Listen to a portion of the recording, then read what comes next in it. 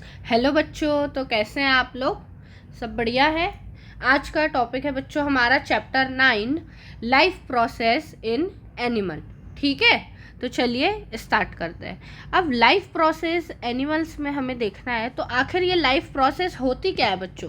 तो life process याद रखना बेसिकली क्या होती है। लाइफ प्रोसेस से हम बताते हैं कि कोई भी एनिमल या फिर हमारा प्लांट है या जितने भी लिविंग बीइंग्स है वो जिंदा है या नहीं। ठीक है, लाइफ प्रोसेस में क्या होगा, ऐसा एक्शन हो जाएगा, है ना। एक्शन बोले या फिर सीरीज बोले जिससे कि हमें पता चलता है कि कोई भी पर्टिकुलर चीज जो है वो जिंदा है ना। एक्शन फॉर अलाइव मतलब ऐसी चीज़ें जिससे हमें पता चलेगा कि कोई चीज़ जिंदा है, वो होते हैं हमारी लाइफ प्रोसेसेस। अब जो लाइफ प्रोसेसेस है तो एक थे मिस्टर ग्रीन, उन्होंने बताया था 7 तरीके की, उनने 7 लाइफ प्रोसेस बताई थी। ठीक है, कितनी लाइफ प्रोसेस जो है 7 तो बहुत ज़रूरी है, जिसके अंदर ही सब कुछ आपका आ जाएगा। सबसे पहले अगर हमें पता है एनिमल है, अगर वो जिंदा है तो क्या पता चलेगा कि वो क्या कर रहा है, मूवमेंट कर रहा है ना। अगर कोई एनिमल है या प्लांट है तो अगर वो मूवमेंट कर रहा है तभी तो पता चलेगा कि वो जिंदा है। अब जैसे हमारी क्लास में हम देखेंगे चेयर है या टेबल है या बुक्स है तो वो मूव थोड़ी कर रही है, इसलिए वो नॉन लिविंग थिंग्स है ना। तो सबसे पहले क्या जरूरी है, मूवमेंट। नेक्स्ट हम बात करते हैं तो नेक्स्ट क्या होता है हमारा, रेस्पिरेशन, है ना। रेस्पायरेशन, रेस्पायरेशन भी ज़रूरी है लाइफ के लिए। अगर हम सांस नहीं लेंगे तो जिंदा कैसे रहेंगे। उसके बाद आ जाती है ग्रोथ, बढ़ना भी ज़रूरी है। आप लोग में भी ग्रोथ हुई है, पहले आप छोटे से बेबी थे, है ना। धीरे धीरे ग्रोथ हुई, हम थोड़े और बड़े हुए हैं, अभी हम 7th क्लास में आ गए, 7th 8th में, फिर हम में और ग्रोथ होगी, हम और बड़े होंगे, है ना। तो ग्रोथ भी ज़रूरी है लाइफ के लिए, लाइफ प्रोसेस के लिए। उसके बाद नेक्स्ट आ जाता है हमारा क्या, सेंसिटिविटी, है ना। किसी भी चीज़ को लेकर हमें सेंसेस होते हैं, सेंसिटिविटी रहती है, तो ये भी लाइफ प्रोसेस के लिए ज़रूरी है। फिर नेक्स्ट आ जाओ क्या, रिप्रोडक्शन। रिप्रोडक्शन से ही तो क्या होता है, लाइफ जो लोग हैं वो आगे बढ़ते हैं, है ना। जैसे हमारे मम्मी पापा है, फादर मदर, उसके बाद उनके बेबी हुए थे, हम आए, हमारे बाद हम ग्रो जब रिप्रोड्यूस करेंगे तो हमारे बेबी होंगे। तो ऐसे में ही तो क्या होता है, पॉपुलेशन बढ़ेगी, इंक्रीज होंगे हम ह्यूमंस। उसके बाद नेक्स्ट बात करते हैं एक्सक्रीशन। एक्सक्रीशन का पहले याद रखना न्यूट्रिशन, है ना। जो भी खाना खाना है हमें, अगर हमें ग्रोथ चाहिए, मूवमेंट चाहिए, उसके लिए एनर्जी चाहिए। एनर्जी किससे मिलती है, न्यूट्रिशन, फूड से मिलती है। और इन्हीं फूड को क्या होता है, वेस्ट प्रोडक्ट को हमें बाहर भी निकालना है, तो एक्सक्रीशन भी ज़रूरी है। तो याद रखना ये जो 7 लाइफ प्रोसेस है ना, ये 7 जो लाइफ प्रोसेस है वो हमारे लिए क्या है, बहुत ज़रूरी है, असेंशियल लाइफ प्रोसेस है। तो आज जो हमारा टॉपिक है लाइफ प्रोसेसेस इन एनिमल, तो इस चैप्टर में बच्चों याद रखना हमें क्या पढ़ना है आपको लाइफ प्रोसेस इन एनिमल्स में। तो हमें स्टडी करना है न्यूट्रिशनल इन एनिमल। ठीक है, क्या रीड करना हमें, न्यूट्रिशन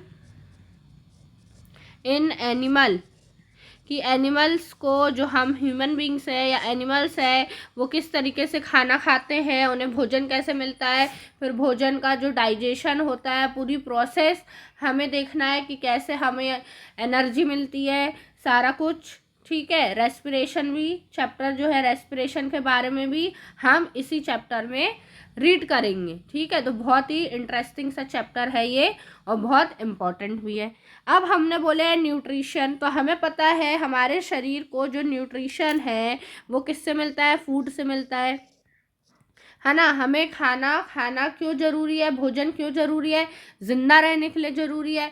फूड से ही हमें क्या मिलती है, एनर्जी मिलती है। फूड से क्या मिलती है, हमें एनर्जी मिलती है। और एनर्जी से क्या होता है, हम कोई भी काम कर पाते। जब हमें एनर्जी मिलेगी तो वर्क डन, किसी भी काम करने को, अगर हमें पढ़ाई करना है, हमें गेम खेलना है ना, हमें काम करना है, कोई भी एक्टिविटी करना है, तो उसके लिए हमें क्या चाहिए, एनर्जी चाहिए। और एनर्जी हमें किससे मिलती है, एनर्जी मिलती है हमें फूड से, खाने से मिलती है एनर्जी। जिस दिन हम खाना नहीं खाते, उपास करते हैं, तो उस दिन हमें कैसा फील होता है, लो सा फील होता है ना, कमजोरी महसूस होती है। इसीलिए खाना हमारे लिए बहुत ज़रूरी है, उससे हमें ताकत मिलती है, हमारा शरीर स्ट्रांग बनता है और हम कोई भी काम कर पाते हैं। अगर हम खाना नहीं खाते तो आपका पढ़ाई में भी मन नहीं लगता है, ये बात नोटिस करिए कि नहीं। तो आज के चैप्टर में हमें यही देखना है कि एनिमल कैसे खाना खाते हैं। अब हमें पता है कि डिफरेंट डिफरेंट एनिमल है, तो डिफरेंट डिफरेंट टाइप के वो फूड्स भी खाते हैं, है ना। कुछ एनिमल जैसे हर्बीवोरस होते हैं, वो शाकाहारी होते हैं, ठीक है, तो वो वेजिटेबल फ्रूट्स, है ना, और क्या खाते हैं, अनाज खाते हैं। जो कार्निवोरस होते हैं मांसाहारी, वो क्या खाते हैं, मीट खाते हैं, एग खाते हैं, मांस खाते हैं जानवर, दूसरे जानवरों का, ठीक है। एक होता है ओमनीवोरस, वो क्या करते हैं, दोनों चीज़ें खाते हैं, है ना। वो मीट मांस मच्छी भी खाते हैं, और वो क्या खाते हैं, वो फ्रूट्स वेजिटेबल भी खाते हैं। फिर अगर हम बात करें जैसे मधुमक्खी है, बीज होती है, सनबर्ड्स होती है, तो वो क्या करते हैं, फूलों का रस चूसती है मधुमक्खी, है ना। फिर अगर हम छोटे बेबी की बात करें, जैसे ह्यूमंस के छोटे से बेबी होते हैं या अदर एनिमल के छोटे से बेबी होते हैं, तो वो कैसे खाना खाते हैं, वो फीड कैसे करते हैं, अपने मदर का मिल्क, माँ का दूध पीते हैं।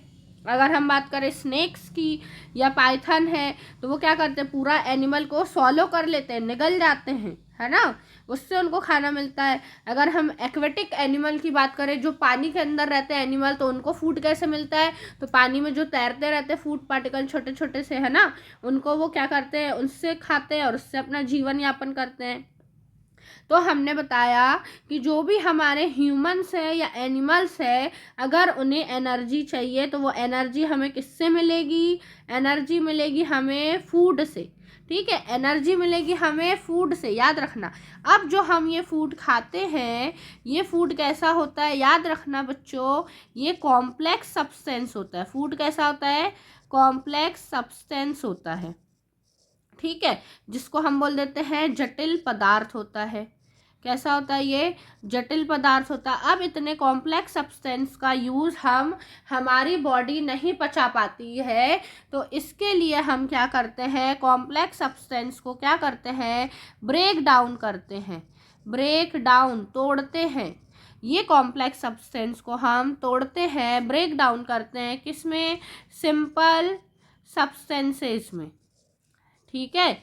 सिंपल सब्सटेंसेस में हम क्या करते हैं, सरल पदार्थों में हम इसको तोड़ते हैं, किसे, फूड को, ठीक है, जिससे क्या करते हैं, फिर हम हमारा शरीर जो है इसका यूज़ करता है। तो डाइजेशन जो प्रोसेस है, जो डाइजेशन होता है, डाइजेशन के अगर अपन डेफिनेशन देखें तो डाइजेशन में यही होता है, to break down of complex food substances into simpler food substances, ठीक है। फिर क्या होता है, इससे क्या होती है, एनर्जी रिलीज होती है, एनर्जी रिलीज होती है, और इस एनर्जी का यूज़ क्या करते हैं, हमारी बॉडी करती है डिफरेंट डिफरेंट प्रोसेसेस के लिए, है ना। जैसे हमें रेस्पिरेशन करना है या सर्कुलेशन में, मूवमेंट में, बॉडी में इतनी सारी प्रोसेस चलती रहती, तो इस एनर्जी का फिर क्या होता है, यूज़ होता है। तो यही होता है हमारा क्या, डाइजेशन। आज हमको क्या पढ़ना है, मेन हमारा यही है, क्या, डाइजेस्टिव सिस्टम। डाइजेस्टिव सिस्टम देखेंगे हम कि कैसे हमारा जो डाइजेस्टिव सिस्टम है, पाचन तंत्र है हमारा, वो किस तरीके से काम करता है, कैसे वो भोजन को पचाता है, छोटे छोटे सब्सटेंस में ब्रेक करता है। ओके, तो हम ये डाइजेस्टिव सिस्टम पढ़ेंगे। अब देखते हैं जो डाइजेशन होता है, डाइजेशन है, याद रखना है, digestion complete in 5 step. 5 steps में डाइजेशन जो है हमारा वो कंप्लीट होता है। वैसे ये आपको हायर क्लासेस में है, फिर भी आप इसको स्टडी कर सकते हैं। फर्स्ट होता है हमारा इजेशन, तो जो डाइजेशन है हमारा वो 5 स्टेप्स में होता है। सबसे फर्स्ट स्टेप्स जो होती है बच्चों, उसको हम बोलते हैं इंजेशन। इंजेशन में क्या होता है, जो हमारा फूड रहता है उसको हम माउथ के अंदर रखते हैं, है ना। बाहर से हमने जब थाली पर से खाने की फूड जो है हमारा, उसको हमने क्या किया, हाथ से तोड़ा, और फूड को जैसे ही हम मुंह में रखते हैं, उसे ग्रहण करते हैं खाने को, तो उसको हम बोल देते हैं इंजेशन। सेकंड जो होता है वो होता है हमारा डाइजेशन, है ना। डाइजेशन में पूरा कंप्लीट केमिकली और मैकेनिकली क्या होता है, फूड हमारा कॉम्प्लेक्स फूड मॉलिक्यूल जो है टूटता है सिंपल में। थर्ड जो प्रोसेस होती है, थर्ड स्टेप होता है, वो होता है हमारा एब्जॉर्प्शन। ठीक है, एब्जॉर्प्शन अभी हम एक एक करके डिटेल में देखेंगे। एब्जॉर्प्शन में क्या होता है, जो भी हमारा सिंपली जो न्यूट्रिएंट रहता है, अब उसमें से क्या होता है, उससे न्यूट्रिएंट को हम फूड में से एब्जॉर्ब करते हैं और वो हमारे ब्लड में जाने लगता है। फिर नेक्स्ट होता है एसिमिलेशन। एसिमिलेशन में क्या होता है, जो न्यूट्रिएंट हमने एब्जॉर्ब किए हैं, अब वो क्या होगा, डिफरेंट डिफरेंट पार्ट में जाएगा, जिससे हमें एनर्जी मिलेगी, ग्रोथ रिपेयरिंग चलेगी हमारी बॉडी में, उसे हम बोल देते हैं एसिमिलेशन। क्या बोलते हैं, fourth step assimilation. Fifth step जो होता है वो होता है हमारा ईजेशन। क्या होता है, ईजेशन। ईजेशन में जो भी हमारा फूड का वेस्ट प्रोडक्ट रहता है, जितनी काम की चीज़ें हमने सबका यूज़ कर लिया और बचा हुआ जो भाग रहेगा उसको हम शरीर के बाहर निकाल देंगे, उसे बोलते हैं हम ईजेशन। ठीक है, तो ये 5 स्टेप में हमारा डाइजेशन जो है पूरा कंप्लीट होता है। Ingestion, digestion, absorption, assimilation, egestion. ठीक है, अब हम इसे 1 बाय 1 स्टडी करते हैं। हम जैसे ही बात करते हैं, सबसे पहले हमारा फूड जो है हमारा कहाँ पे जाता है, फूड की जर्नी जो स्टार्ट होती है, बिगनिंग कैसे होती है, तो माउथ कैविटी से होती है बच्चों। सबसे पहले अगर हम बात करें फूड की, तो फूड हमारा कहाँ पे जाता है, बिगनिंग विथ माउथ कैविटी, है ना। सबसे पहले आप देखते हैं खाना खाते तो हम सबसे पहले खाना हम अपने माउथ पर रखते हैं, beginning with the mouth cavity, है ना। अब माउथ कैविटी में जैसे ही हमने खाना खाया, हमारे माउथ पे खाना गया, तो हमें पता है कि जो हमारा खाने को ब्रेक डाउन कौन करता है, छोटे छोटे पीस में कौन तोड़ता है, हमारा टीथ। टीथ क्या करता है, हमारे खाने को छोटे छोटे पार्ट में ब्रेक डाउन करता है ना। तो ऐसी प्रोसेस जिसमें हमारा ब्रेक डाउन होता है, इनिशियली ब्रेक डाउन होता है फूड का इनटू फाइन पीसेस, उस प्रोसेस को हम बोल देते हैं कि मैकेनिकल डाइजेशन हमारा स्टार्ट हो गया है।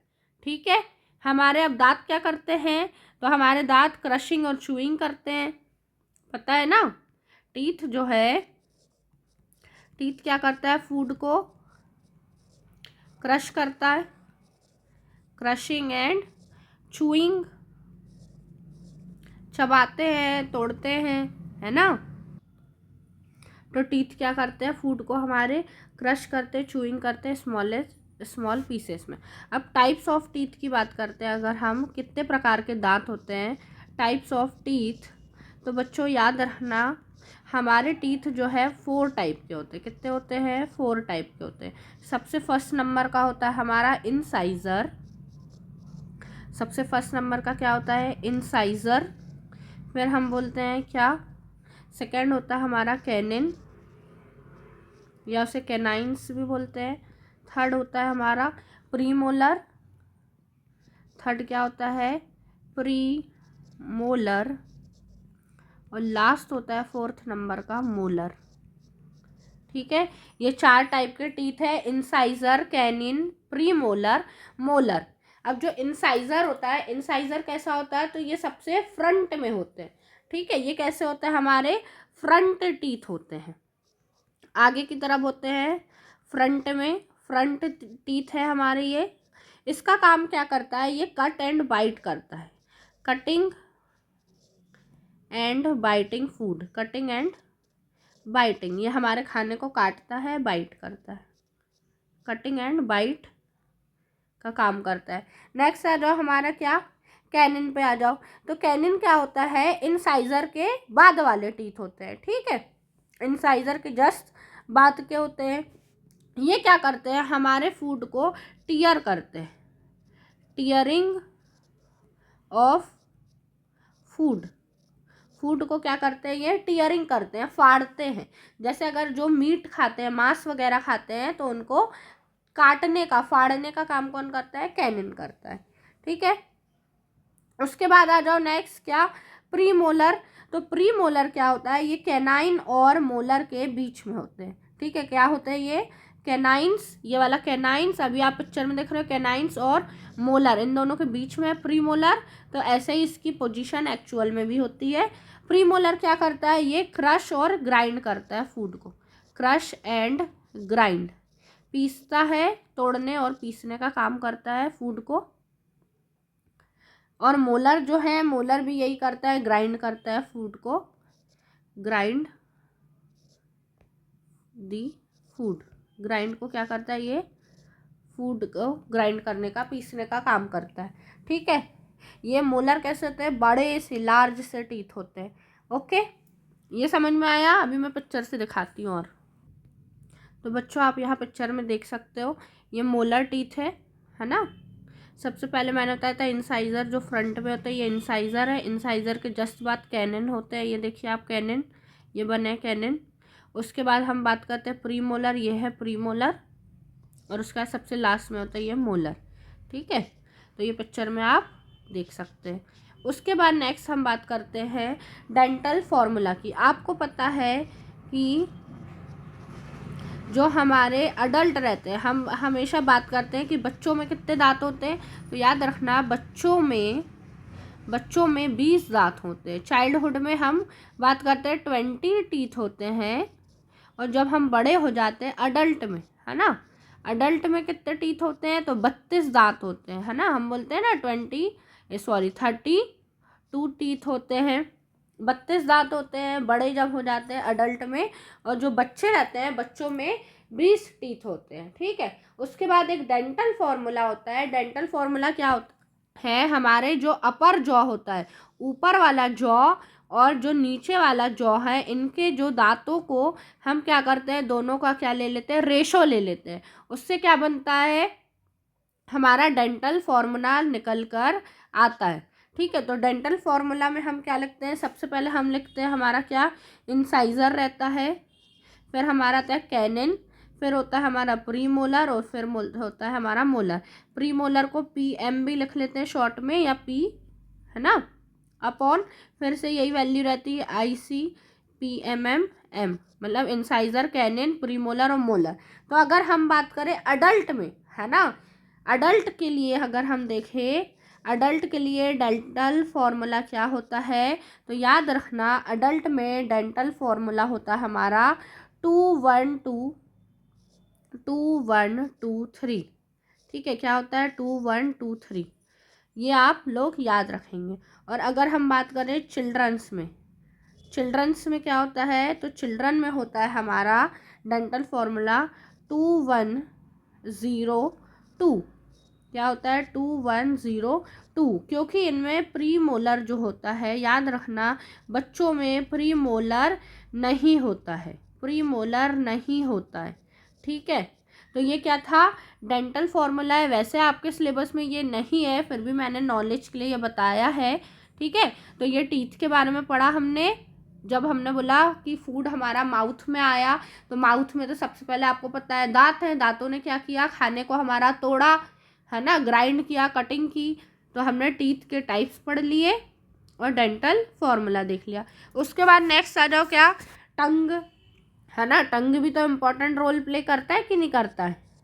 टंग जो होता है, टंग क्या काम करता है, तो ये हमारे फूड को क्या करता है, स्लिपरी बनाता है। फूड को क्या करता है, ये स्लिपरी बनाता है। और इसमें क्या मिलता है, हमें सलाइवा मिलता है। सलाइवा क्या करता है, फूड को स्लिपरी बनाता है, चिकना करता है ना। और सलाइवा में ही, याद रखना, एंजाइम पाया जाता है। क्या बोलते हैं, एंजाइम का नाम है टाइलिन। ठीक है, एंजाइम का नाम क्या है, टाइलिन है, जो क्या करता है, हमारे जो कार्बोहाइड्रेट है, कार्बोहाइड्रेट का क्या करता है, डाइजेशन करता है। तो जब भी अगर हम पूछे सबसे पहले कार्बोहाइड्रेट का डाइजेशन कहाँ होता है, तो याद रखना माउथ में, हमारे माउथ में ही कार्बोहाइड्रेट का डाइजेशन शुरू हो जाता है। सलाइवरी ग्लैंड में हमने बताया कि एक एंजाइम रहेगा, याद रखना ये क्या है, एंजाइम है जिसका नाम क्या है, एमाइलेज है। एमाइलेज को ही हम क्या बोलते हैं, टाइलिन भी बोलते हैं। याद रखना बच्चों, ये पी जो है साइलेंट है, टाइलिन, इसकी स्पेलिंग कुछ ऐसी रहेगी। टाइलिन क्या करता है, एमाइलेज या टाइलिन, ये हमारे जो कॉम्प्लेक्स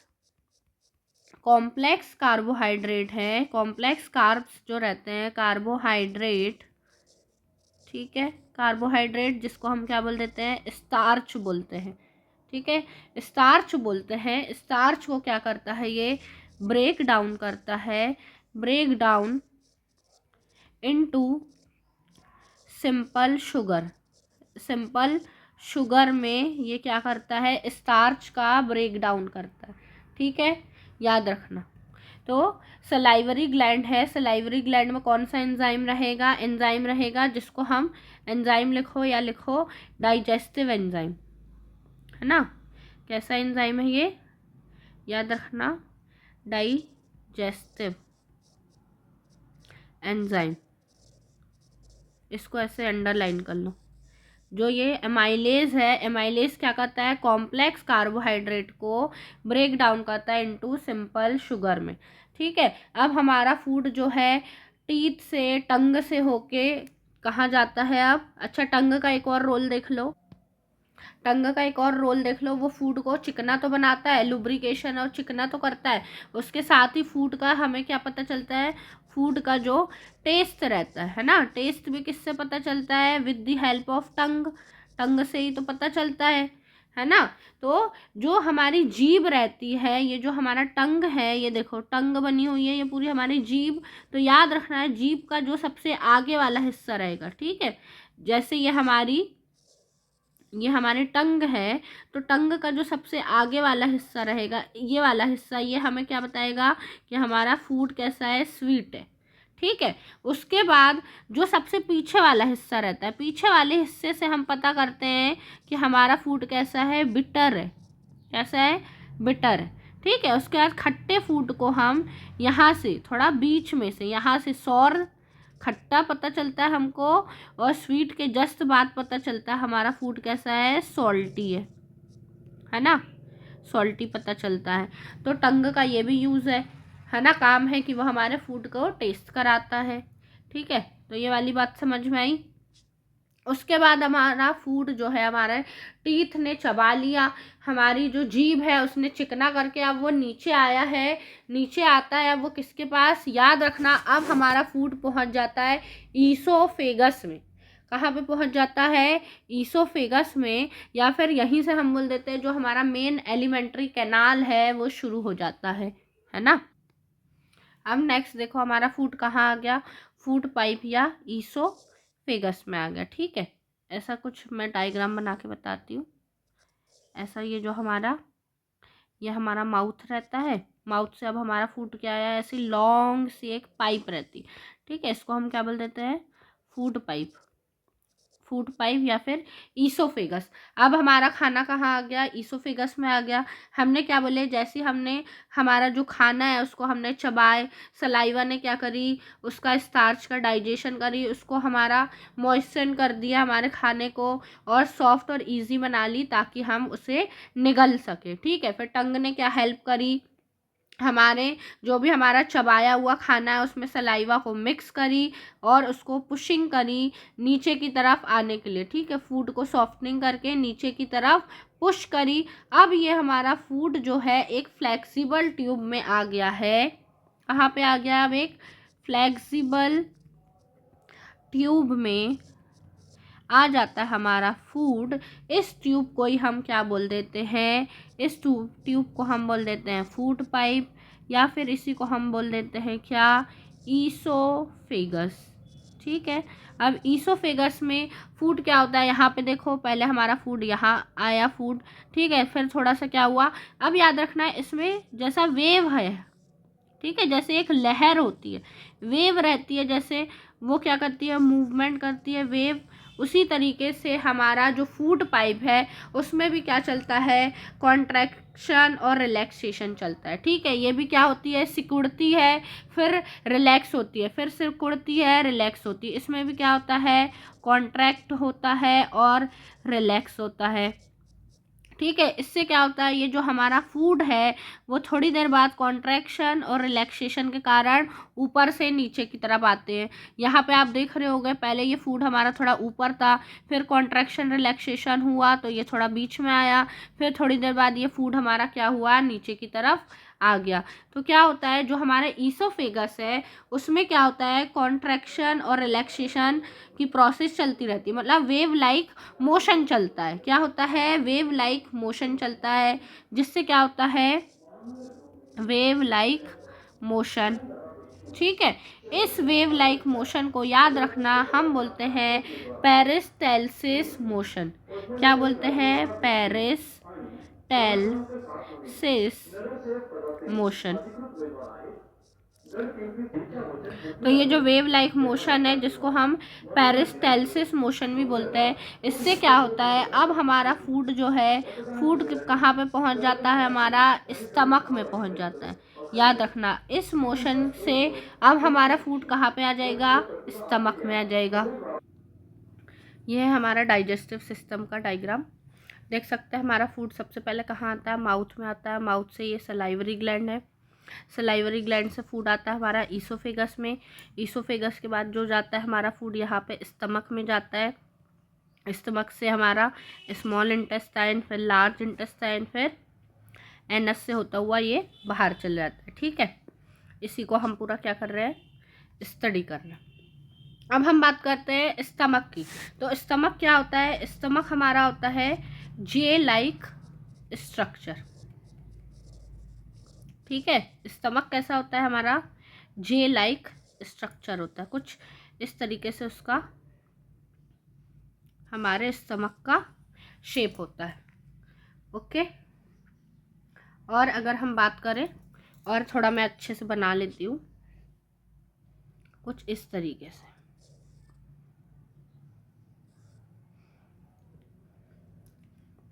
रुको,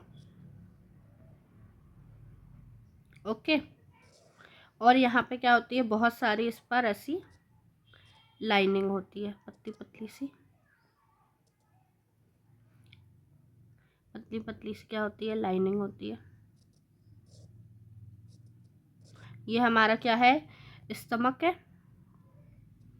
इसको हम, ये जो छोटी छोटी सी लाइनिंग बना रहे हैं, इसको हम बोल देते हैं क्या, इसको बोल देते हैं हम स्टमक वॉल, है ना, स्टमक वॉल। और इसके अंदर यहाँ पे रहता है हमारा क्या, डाइजेस्टिव जूस, फिर HCl रहता है हमारा, और क्या रहता है, म्यूकस रहता है। ठीक है, तो जो हमारा स्टमक है, स्टमक का शेप कैसा होता है, जे लाइक स्ट्रक्चर होता है हमारा। अब क्या होता है, जो भी हमारा फूड था, हमारा ईसोफेगस से फूड हमारा कहाँ आया, स्टमक में आया। स्टमक में भी स्टमक की वॉल कैसे होती है, कॉन्ट्रैक्ट और रिलैक्स होती रहती है, जिसमें क्या होता है, फूड कैसा होता है हमारा, चर्न होता रहता है। ठीक है, अब जो चर्न फूड रहता है वो मिक्स होगा किससे, इनर वॉल में जो हमारा इनर लाइनिंग है, ये जो इनर लाइनिंग है मैंने बताया, यहाँ से क्या होता है, डाइजेस्टिव जूस, कुछ चीज़ों का सिक्रीशन होता रहता है ना। तो स्टमक में क्या होता है, जो हमारा चर्न फूड है, अब इसमें क्या मिल जाएगा, हमारा डाइजेस्टिव जूस मिल जाएंगे। ठीक है, इसमें क्या ऐड हो जाएगा, हमारा डाइजेस्टिव जूस, फिर डाइजेस्टिव जूस रहेगा, और क्या रहेगा, हमारा एसिड रहेगा, और क्या रहेगा, हमारा म्यूकस रहेगा। ठीक है, ये तीन चीज़ क्या होती है, जो हमारा चर्न फूड रहता है उसमें ये सब क्या होता है, ये सिक्रीशन मिक्स हो जाता है। अब डाइजेस्टिव जो जूस है, डाइजेस्टिव जूस क्या करेगा स्टमक का, तो ये ब्रेक डाउन करेगा प्रोटीन को सिंपलर कॉम्प्लेक्स में, सिंपलर कंपाउंड्स में क्या करेगा, कंपोनेंट्स में ब्रेक डाउन करेगा। तो जो हमारा डाइजेस्टिव जूस है, डाइजेस्टिव जूस है किसका, digestive juice of stomach, stomach का डाइजेस्टिव जूस क्या करेगा, प्रोटीन को, जो हमारा प्रोटीन होता है, प्रोटीन को break down into simpler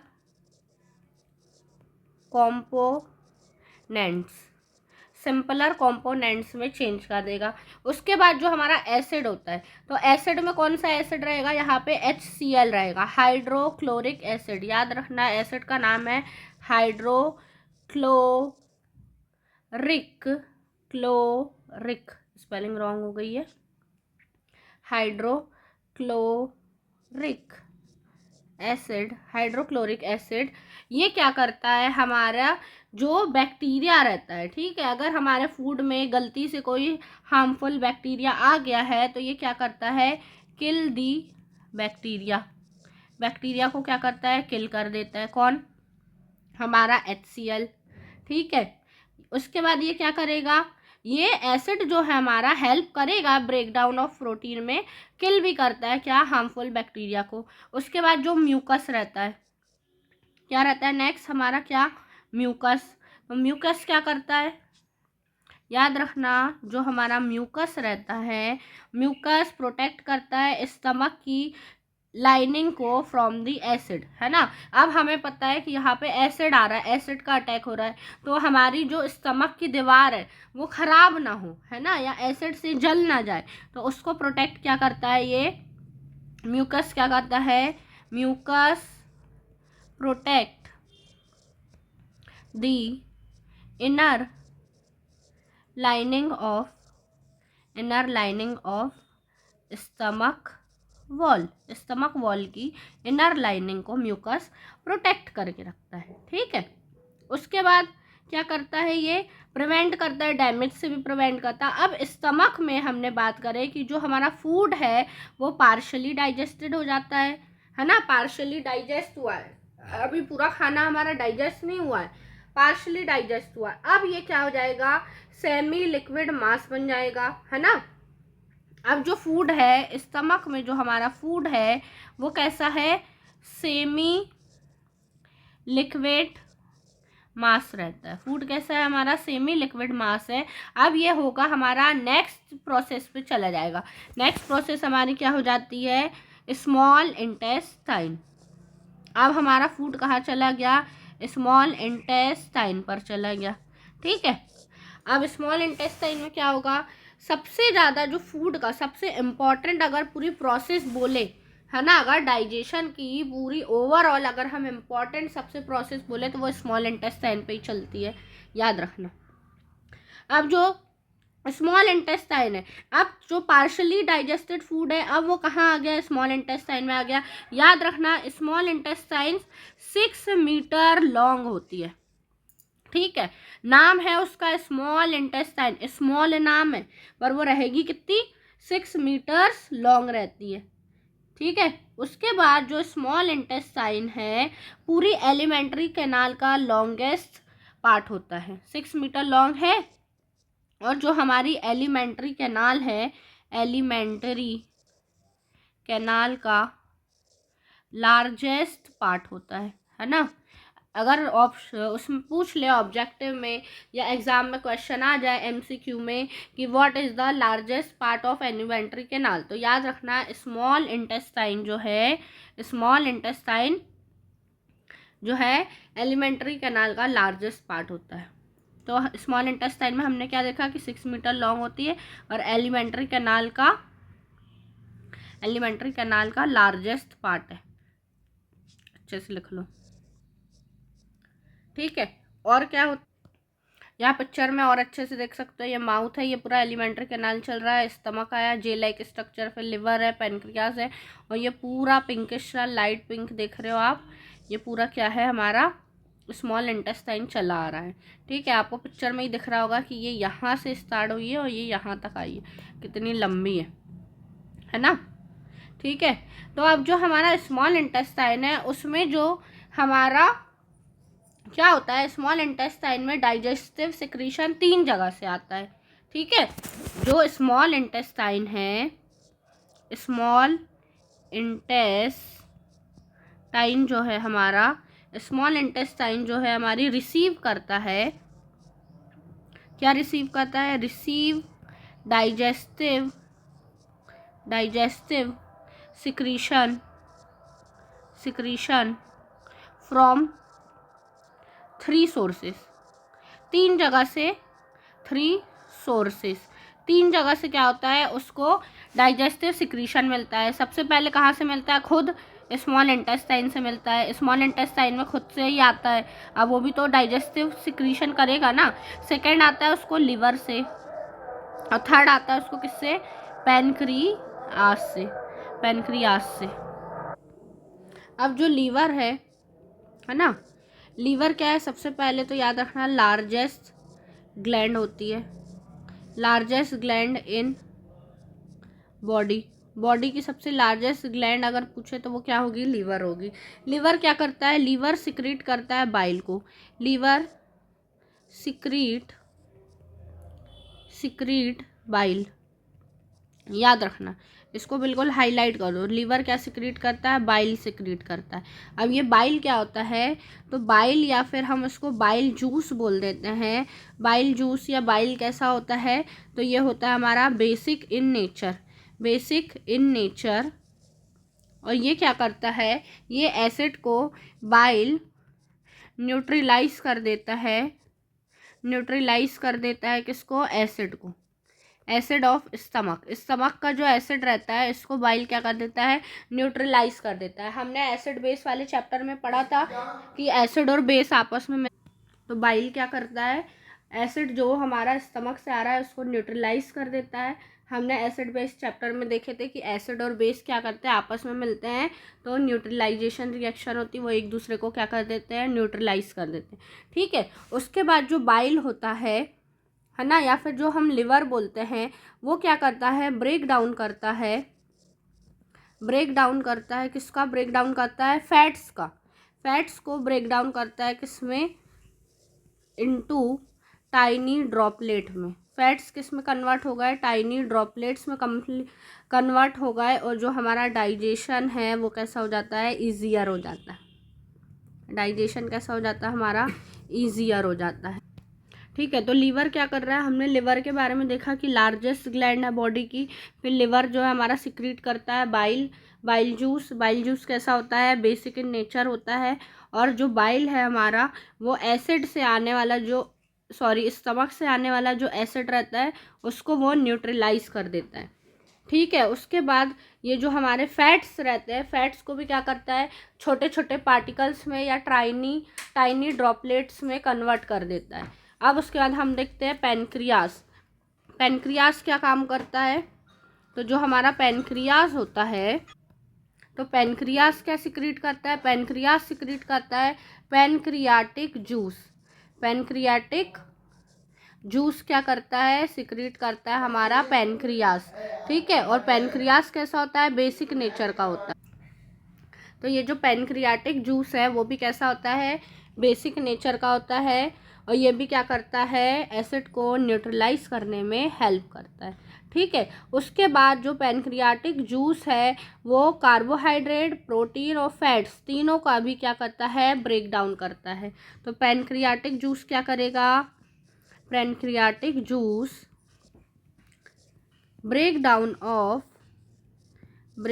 of तीनों चीज का, कार्बोहाइड्रेट, ठीक है, कार्बोहाइड्रेट्स, फैट और प्रोटीन, तीनों का क्या करेगा, ये ब्रेक डाउन करेगा। इन तीनों को सिंपल छोटे छोटे टुकड़ों में तोड़ देता है। उसके बाद हमने बात करते हैं स्मॉल इंटेस्टाइन से भी क्या हो रहा है, कुछ जूस जो है, डाइजेस्टिव जूस सिक्रीट हो रहा है।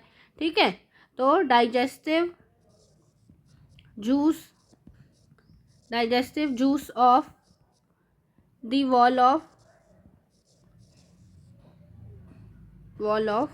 Small intestine. अब स्मॉल इंटेस्टाइन से भी तो कुछ ना कुछ सिक्रीट होगा ना, तो स्मॉल इंटेस्टाइन से भी क्या होता है, जूस, जो डाइजेस्टिव जूस सिक्रीट होता है, ये किसका डाइजेशन करता है, ये भी डाइजेशन करता है किसका, कार्बोहाइड्रेट, फैट्स और प्रोटीन का।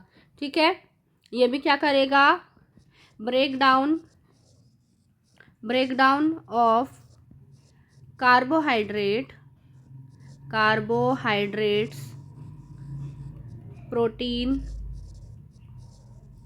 एंड फैट्स, इनका भी क्या करेगा, ये ब्रेक डाउन करेगा और इनको भी छोटे छोटे पार्ट में सिंपलर फॉर्म में कन्वर्ट कर देगा। अब क्या होगा, जो हमारा डाइजेस्टेड न्यूट्रिएंट है, अब सारा कुछ ब्रेक डाउन हो गया, अब हमें क्या मिल गया, डाइजेस्टेड न्यूट्रिएंट है, जो हमारा डाइजेस्टेड न्यूट्रिएंट है, अब वो क्या होगा, ब्लड में जाएगा।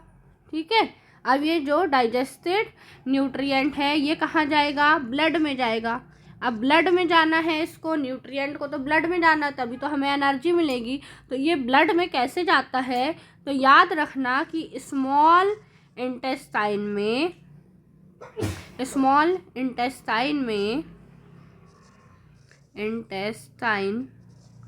have finger like structure।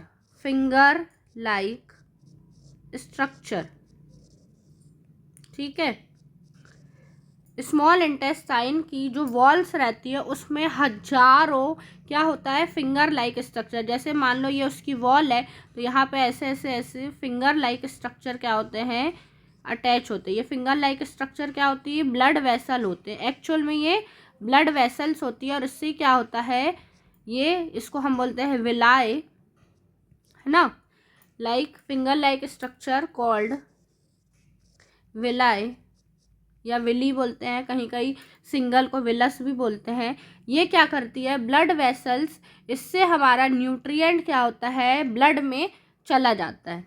ठीक है, तो ये जो हमारा थिन लाइक स्ट्रक्चर है, या मैंने बताया कि क्या 1000 स्मॉल इंटेस्टाइन में 1000 फिंगर लाइक प्रोजेक्शन या जो स्ट्रक्चर होते हैं, ये क्या करते हैं, इंक्रीज कर देते हैं सरफेस एरिया को न्यूट्रिएंट के एब्जॉर्प्शन के लिए। ठीक है, अब क्या होता है, यहीं पे कौन सी प्रोसेस हो जाती है, एब्जॉर्प्शन हो जाता है।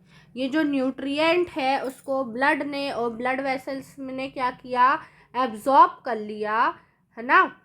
जो डाइजेस्टेड न्यूट्रिएंट है वो फ्रॉम द स्मॉल इंटेस्टाइन ये ब्लड में गई, वहाँ से ब्लड वेसल्स ने इसको क्या किया, ब्लड वेसल्स ने एब्जॉर्ब कर लिया, ब्लड में चली गई। इस प्रोसेस को बोलते हैं हम एब्जॉर्प्शन। और ये जो फिंगर लाइक स्ट्रक्चर इसीलिए होता है ताकि एब्जॉर्प्शन का जो सरफेस एरिया है वो बढ़ जाए। ठीक है, अब क्या होता है, डाइजेस्टेड न्यूट्रिएंट क्या होता है, इससे पास हो जाता है ब्लड में, और ब्लड क्या करता है, कैरी करता है different part of the body में, जिससे क्या होता है, न्यूट्रिएंट से हमें एनर्जी प्रोवाइड होती है और ग्रोथ और रिपेयरिंग का काम होता है, और हमारी बॉडी जो क्या करती है, प्रॉपरली फंक्शन करती है। तो जो एब्जॉर्प्शन वाली प्रोसेस है, याद रखना वो कहाँ होती है, स्मॉल इंटेस्टाइन में। अब आ जाओ नेक्स्ट, ये आप यहाँ पिक्चर में देख सकते हो, ये बना है क्या, स्मॉल इंटेस्टाइन में inner lining of small intestine. ये फिंगर लाइक प्रोजेक्शन दिख रहा है, फिंगर जैसी, ये क्या है, विलाई है। ये क्या करता है, हमारे जो भी ब्लड में क्या करता है, न्यूट्रिएंट को सप्लाई करता है। ठीक है, इससे हमें एनर्जी मिलती है। अब हमारा फूड नेक्स्ट आ जाता है कहाँ पे, लार्ज इंटेस्टाइन पर। अब कहाँ आ जाता है हमारा फूड, आ जाता है लार्ज इंटेस्टाइन पर आ जाता है। ठीक है, तो जितने भी आप ऑलमोस्ट जितने भी न्यूट्रिएंट है, डाइजेशन, एब्जॉर्प्शन, सारा कुछ स्मॉल इंटेस्टाइन में हो जाता है। अब जो बचा हुआ फूड है, अनडाइजेस्ट फूड है, अब वो कहाँ आ जाता है, हमारा लार्ज इंटेस्टाइन में आ जाता है। लार्ज इंटेस्टाइन कैसा होता है, तो 1.5 मीटर की क्या होता है, ये लेंथ होती है लार्ज इंटेस्टाइन की। नाम उसका लार्ज है पर है तो वो स्मॉल इंटेस्टाइन से छोटा ही है ना। शॉर्टर होती है किससे शॉर्टर होती है किससे, shorter than small intestine. Small intestine से तो ये छोटी होती है। ओके, इसके बाद क्या होता है, इसमें जो लार्ज इंटेस्टाइन है इसका रीजन जो होता है थोड़ा सा वाइडर होता है, चौड़ा होता है ये स्मॉल इंटेस्टाइन से। और इसमें क्या होता है, absorption of water and some salt होता है। एब्जॉर्प्शन, याद रखना, एब्जॉर्प्शन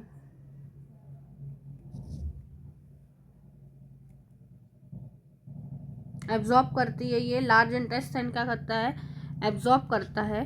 पूरा लिखो statement, large intestine absorb water and salt from undigested food. Undigested food से जितना कुछ खाना बचा हुआ अब लार्ज इंटेस्टाइन में आता है, वैसे तो उसमें कुछ रहता नहीं, फिर भी जितना कुछ बचा कुचा सॉल्ट रहेगा या जितना कुछ पानी रहेगा, अब वो सब कौन ले लेगा, वो ले लेगा कौन, लार्ज इंटेस्टाइन, और ज़्यादा उसको एब्जॉर्ब कर लेगा। अब उसके अंदर कुछ बचा ही नहीं, अब पूरा क्या बच गया, कचड़ा बच गया। ठीक है, अब क्या हो गया, पूरा वेस्ट प्रोडक्ट बच गया, वेस्ट सेमी सॉलिड बच गया, है ना। इस सेमी सॉलिड को हम क्या बोल देते हैं, स्टूल बोल देते हैं या पॉटी बोल देते हैं। ठीक है, येलो कलर का होता है सेमी सॉलिड वेस्ट बचा है अब हमारे पास पूरा, है ना, जिसको हमने बोल दिया स्टूल। अब ये क्या होता है, लोअर पार्ट, लार्ज इंटेस्टाइन का लोअर पार्ट रहता है जिसको हम बोलते हैं रेक्टम। रेक्टम में ये स्टोर रहता है जब तक हमारी बॉडी इसको बाहर निकालने के लिए रेडी नहीं रहती है।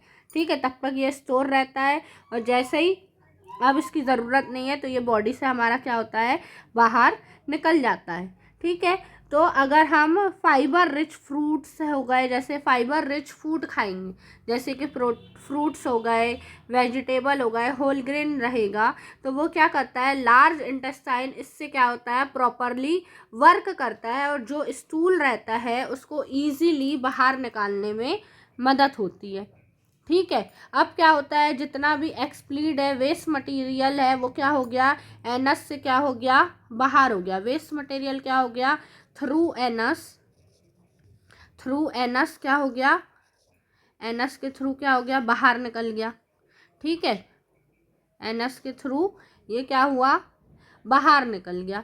इस प्रोसेस को हम बोल देते हैं थ्रू एनस, क्या होता है, बाहर निकल जाता है, एग्जिट आउट।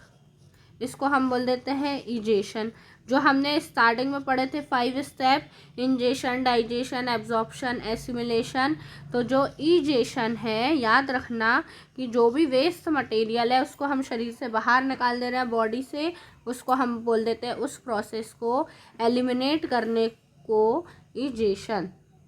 ठीक है, तो ये था हमारा क्या, ह्यूमन बॉडी में कैसे चलता है डाइजेस्टिव सिस्टम। उसके बाद हम देखते हैं जो भी हमारे एनिमल्स रहते हैं, जो रूमिनेंट एनिमल है उसके बारे में देखते हैं। अब हम बात कर लेते हैं डाइजेस्टिव सिस्टम इन रूमिनेंट। तो रूमिनेंट क्या होता है, याद रखना बच्चों, ऐसे एनिमल जो कैसे होते हैं, ग्रास ईटिंग एनिमल होते हैं। कैसे होते हैं, ग्रास ईटिंग एनिमल होते हैं। उनका जो डाइजेस्टिव सिस्टम होता है वो वेल डेवलप्ड होता है, पर इतने अच्छे से वो फूड को डाइजेस्ट नहीं कर पाता है। इसीलिए अगर हम बात करें, अगर हम देखते हैं जो गाय भैंस होती है ना, काऊ बफेलो होते हैं, वो क्या करती है, खाने को पहले वो पार्शली च्यू कर लेती है, खाने को जो भी घास फूस रहता है उसको वो खा लेती है, और आफ्टर सम टाइम क्या होता है, वो खाना वापस से उनके मुंह में आता है, और फिर वो धीरे धीरे उसको क्या करती है, चबाती रहती है। ठीक है, आप देखेंगे ये हमेशा गाय भैंस अपना मुंह चलाते रहते हैं, ज़्यादातर वो जुगाली करती रहती हैं, चबाते रहते हैं। वो इसीलिए होता है क्योंकि वो पहले खाना खाते हैं तो वो पार्शली च्यू रहता है, जिसको वो सॉलो कर लेते हैं, निगल लेते हैं स्टमक में। फिर ये जो डाइजेशन पार्शली रहता है, फिर ये फूड क्या होता है, पार्शली डाइजेस्ट फूड जो है ब्रॉट होता है बैक टू द माउथ, और फिर ग्रेजुअल चूइंग चलती रहती है। इस प्रोसेस को हम क्या बोल देते हैं, रूमिनेशन बोल देते हैं। ठीक है, क्या बोलते हैं, रूमिनेशन बोल देते हैं। और ऐसे एनिमल को हम रूमिनेंट एनिमल बोलते हैं। अगर हम बात करें काऊ की, तो वो 8 घंटे लेती है अपने खाने को चबाने के लिए। ठीक है, वो चबाती रहती है, और फिर एलिमेंट्री कैनाल से फर्दर जो है उसका फूड का डाइजेशन होता है। तो आप यहाँ पे देख सकते हैं, grass eating animals such as cow and buffalo partially chew the grass and swallow it in to their stomach. ठीक है, उनने खाया और क्या किया, पार्शली जो खाना है च्यू किया ग्रास को और निगल लिया, सॉलो मतलब निगल लिया। फिर इन द स्टमक, पेट में क्या हुआ, पार्शली डाइजेस्टेड फूड जो है टेक प्लेस, वो चला गया। अब ये जो पार्शली डाइजेस्टेड फूड है is brought back to the mouth, अब ये माउथ पे फिर से वापस आएगा फॉर ग्रेजुअल चूइंग, फिर से ये बारीक ग्रेजुअल चूइंग के लिए छोटे छोटे टुकड़े में और बारीक चूरा होने के लिए ये वापस आएगा। This process is called rumination. ठीक है, खाना एक बार हमने निगल लिया, फिर से वो वापस आ रहा है, उसको हम फिर से चबा रहे हैं, इस प्रोसेस को हम बोलते हैं rumination. This animal are called ruminant, और इस एनिमल को हम क्या बोल देते हैं, ऐसे एनिमल को रूमिनेंट बोल देते हैं।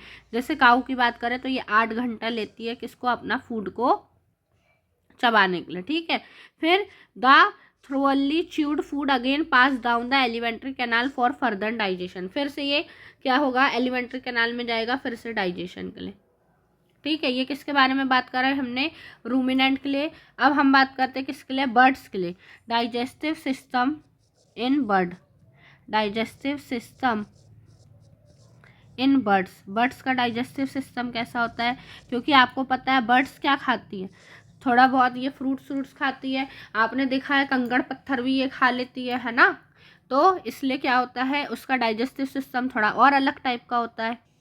अब अगर हम बर्ड्स की बात करें तो बर्ड्स में क्या नहीं होता है, टीथ नहीं होता है, बर्ड्स नॉट हैव टीथ। ठीक है, उनके पास टीथ नहीं होता। याद रखना, उसके पास एक चैम्बर लाइक स्ट्रक्चर होता है, चैम्बर होता है जिसको हम गिजार्ड बोलते हैं, चैम्बर होता है जिसको हम क्या बोलते हैं, गिजार्ड बोलते हैं। गिजार्ड के ही थ्रू क्या होता है, उसका डाइजेशन होता है, फूड क्या होता है, ब्रेक डाउन होता है किसमें, गिजार्ड की जो वॉल रहती है, गिजार्ड वॉल है ना, ये जो गिजार्ड है, गिजार्ड की वॉल में कॉन्स्ट्रक्शन होता है और रिलैक्सेशन होता है, कॉन्ट्रैक्शन एंड रिलैक्सेशन। ठीक है, रिलैक्सेशन होगा। ठीक है, जिससे क्या होगा, फूड क्या होगा, फूड क्या होगा, ब्रेक डाउन होगा, फूड ब्रेक डाउन। ठीक है, तो फूड का ब्रेक डाउन कैसे होता है बर्ड्स में, तो जो ये गिजार्ड है उसका कॉन्ट्रैक्शन, वो सिकुड़ेगा, रिलैक्स होगा, सिकुड़ेगा फिर रिलैक्स होगा, इससे क्या होता है, फूड का डाइजेशन होता है with the help of grid. अब इसमें ग्रिड भी रहता है जो स्मॉल स्टोन जैसा होता है जो बर्ड खा लेता है। ठीक है, बर्ड क्या करते हैं हमें पता है, वो कंकड़ पत्थर भी खा लेते हैं, तो इसको भी क्या करता है, हेल्प करता है ग्रिड करने में। ठीक है, तो इस तरीके से क्या होता है, अलग अलग एनिमल में हम देखते हैं अलग अलग तरीके का वेरिएशन है, उनके एलिमेंट्री कैनाल अलग अलग है, उनमें एडेप्टेशन है, डिफरेंट तरीके से वो डाइजेशन करते हैं, क्योंकि वो अलग अलग प्रकार का खाना खाते हैं, डिफरेंट काइंड ऑफ फूड वो खाते हैं, इसलिए उनमें डाइजेशन भी अलग अलग प्रकार का होता है, उनका डाइजेस्टिव सिस्टम भी अलग होता है। जैसे ह्यूमन का हमने देखा अलग है, फिर जो हमारे एनिमल्स है जो ग्रास ईटिंग है, रूमिनेंट, उनका जो डाइजेस्टिव सिस्टम है वो अलग है। बर्ड्स जो हैं वो स्टोन वगैरह भी खा लेते हैं, तो उनकी जो स्टमक है या जो उसमें गिजार्ड है ना, उनका डाइजेस्टिव सिस्टम अलग है। अब जो हमने बात करें, क्या जो भी हमने फूड खाया है, तो ये फूड है वो डिफरेंट पार्ट में चले गए। अब जो डिफरेंट पार्ट में चले गए तो न्यूट्रिएंट क्या करते हैं, हेल्प करते हैं बिल्ड और रिपेयर दी बॉडी। फिर शुगर है वो ब्रेक डाउन हुआ है ना, और उसने क्या किया, एनर्जी रिलीज की। अब जो एनर्जी मिली है, अब एनर्जी को हम न्यूट्रिएंट से एनर्जी मिली उसको यूजेबल एनर्जी में कन्वर्ट करने की प्रोसेस होती है रेस्पिरेशन, वो हम अगले वीडियो में देखेंगे। ठीक है, थैंक यू।